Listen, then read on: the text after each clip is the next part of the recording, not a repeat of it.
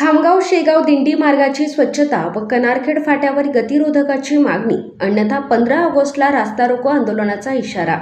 श्री संत गजानन महाराजांच्या पालखीचे पंढरपूरहून शेगावकडे 19 ऑगस्ट 2026 रोजी आगमन होणार असून या पार्श्वभूमीवर खामगाव शेगाव दिंडी मार्गाची तातडीने स्वच्छता करण्यात यावी, तसेच कनारखेड फाट्यावर गतिरोधक पांढरे पट्टे व दिशादर्शक सूचना फलक बसवावेत, अशी मागणी कनारखेड व गायगाव येथील नागरिकांनी सार्वजनिक बांधकाम विभागाकडे केली आहे।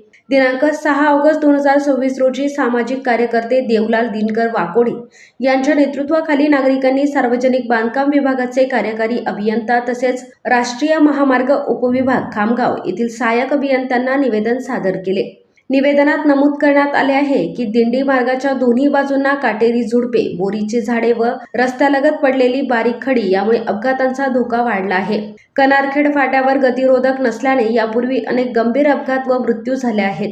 मागील वर्षी पालखीपूर्वी इतर ठिकाणी गतिरोधक बसविण्यात आली, मात्र कनारखेड फाटा वगळण्यात आल्याचा आरोपही करण्यात आला आहे। कनारखेड, गायगाव, आसरामाता मंदिर आणि चिन्मय स्कूल परिसरात भाविक, महिला, ग्रामस्थ तसेच शालेय विद्यार्थी मोठ्या संख्येने ये-जा करत असल्याने सुरक्षिततेच्या दृष्टीने प्रत्यक्ष पाहणी करून तातडीने गतिरोधक पांढरे पट्टे व दिशादर्शक फलक उभारावेत, तसेच दिंडी मार्गाची नियमित स्वच्छता करावी अशी मागणी करण्यात आली आहे। मागण्यांकडे दुर्लक्ष झाल्यास 15 ऑगस्ट 2026 रोजी सकाळी कनारखेड फाट्यावर खामगाव शेगाव मार्गावर लोकशाही मार्गाने रस्ता रोको आंदोलन करण्यात येईल, असा इशारा निवेदनातून देण्यात आला आहे। आंदोलनादरम्यान कोणतीही अनुचित घटना घडल्यास त्याची जबाबदारी संबंधित सार्वजनिक बांधकाम विभाग व राष्ट्रीय महामार्ग उपविभाग प्रशासनाची राहील, असेही निवेदनात नमूद करण्यात आले आहे। या निवेदनाच्या प्रती महाराष्ट्राचे कामगार कल्याण मंत्री आमदार आकाशदादा भाऊसाहेब फुंडकर, शहर व ग्रामीण पोलीस स्टेशन, आसरामाता संस्थान, NV चिन्मय स्कूल तसेच